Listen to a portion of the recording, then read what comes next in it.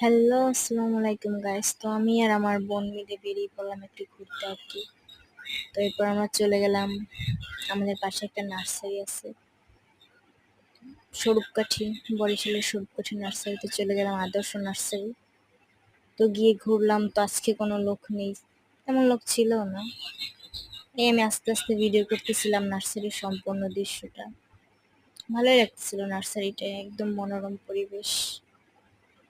এরপর আমি একটু ফুলের ছবি তুলে ট্রাই করলাম, এটা ফুল নাকি পাতা তা আমি জানি না শিওর।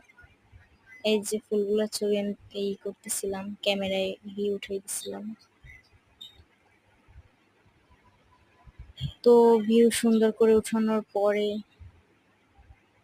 ওয়াও, এরপর আরেকটা ফুলের ছবি তোলা শুরু করছিলাম। এটা হচ্ছে অন্য নার্সারি, মানে ওইগুলোর সাইডে একটা নার্সারি ছিল ওইখানে আর কি। খুবই সুন্দর।